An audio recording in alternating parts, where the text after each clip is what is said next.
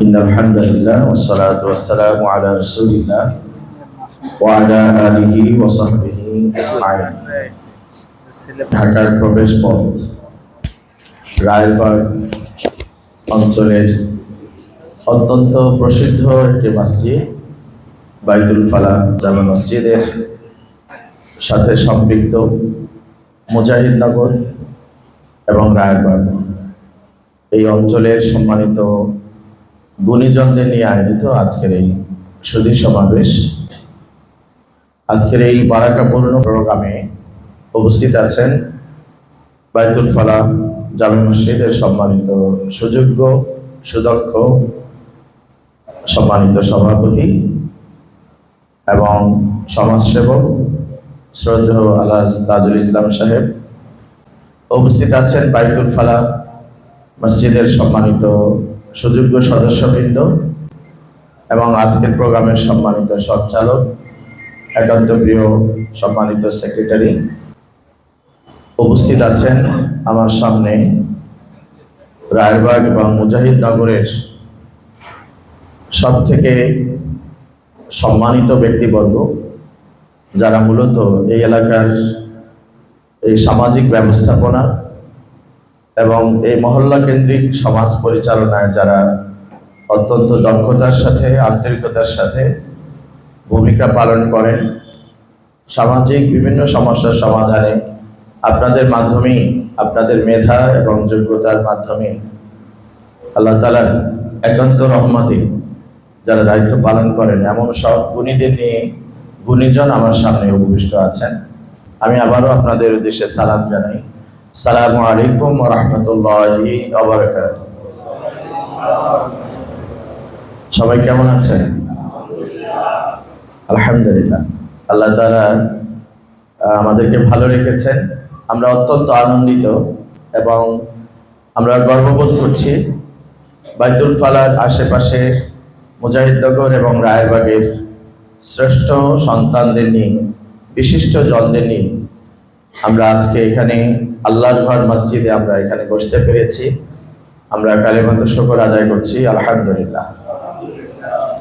দুরূদ এবং সালাম মানবতার মহান বন্ধু বিশ্বনবী মুহাম্মদুর রাসূলুল্লাহ সাল্লাল্লাহু আলাইহি ওয়াসাল্লামের প্রতি, যিনি আমাদেরকে শিখিয়েছেন কিভাবে মসজিদ ভিত্তিক সমাজ বিনির্মাণ করতে হয়, কিভাবে একটি সুস্থ সমাজ তৈরি করতে হয়, কিভাবে মানুষের মধ্যে নীতি, নৈতিকতা, চরিত্র, মূল্যবোধ সৃষ্টি করতে হয়, কিভাবে ইমানিয়াত তৈরি করতে হয়, কিভাবে আখলাক সৃষ্টি হয়, এই বিষয়গুলো আমাদেরকে যিনি হাতে কলমে শিখিয়েছেন, প্র্যাকটিক্যালি বাস্তবিক জীবন দিয়ে যিনি মানুষকে সত্যিকারের মানুষ হিসাবে তৈরি করেছেন, তিনি হচ্ছেন মুহাম্মদুর রাসূলুল্লাহ সাল্লাল্লাহু আলাইহি ওয়াসাল্লাম। আমরা তার প্রতি সালাম জানাচ্ছি। খুব সংক্ষেপে কয়েকটি কথা আপনাদের সামনে উপস্থাপন করব। আমি আবারও অন্তঃস্থল থেকে কৃতজ্ঞতা জানাই যে আপনারা আপনাদের ব্যস্ততম সময়ের মধ্য থেকে যারা আজকের প্রোগ্রামে উপস্থিত হয়েছেন। আমি মসজিদের খতিব হিসাবে এবং মসজিদ কমিটির পক্ষ থেকে আপনাদেরকে আন্তরিক কৃতজ্ঞতা জানাই এবং মোবারকবাদ জানাচ্ছি। সম্মানিত সুধী মণ্ডলী, মহান আল্লাহ রাব্বুল আলামিন যখন এই পৃথিবী সৃষ্টি করলেন, পৃথিবী সৃষ্টি করার পরে সর্বপ্রথম যে স্থাপনাটি এই পৃথিবীর মাটিতে তৈরি হয়েছিল সেটি হচ্ছে বাইতুল্লাহ। সেটির নাম কি? বাইতুল্লাহ। পৃথিবীর প্রথম স্থাপনা। এর আগে কোনো ঘর তৈরি হয়নি, কোনো স্থাপনা তৈরি হয়নি, কোনো স্থাপত্য নিদর্শন তৈরি হয়নি। আল্লাহ তাআলা একটি ঘর সৃষ্টির মাধ্যমে পৃথিবীর বুনিয়াদ শুরু করলেন, পৃথিবীর ভিত্তি স্থাপন করলেন। আমরা বিল্ডিং তৈরি করলে ভিত্তি স্থাপন করি, আর আল্লাহ রাব্বুল আলামিন পৃথিবীর ভিত্তি স্থাপন করেছেন বাইতুল্লাহর মধ্য দিয়ে। তার 40 বছর পরে তৈরি হলো বাইতুল মুকাদ্দাস, মসজিদ আকসা। আমরা যারা সৌদি আরব গিয়েছি, হজ কিংবা উমরা পালন করেছি, সেখানে আমরা দেখতে পাই মসজিদে কিবলাতাইন, দুই কিবলার মসজিদ। একটা সময় আমরা আমাদের কিবলা হিসাবে বাইতুল মুকাদ্দাসকে নির্ধারণ করেছিলাম।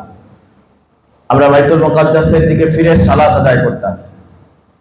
পরবর্তীতে আল্লাহর নির্দেশনা হলো যে এখন থেকে বাইতুল্লাহর দিকে ফিরে সালাত আদায় করতে হবে।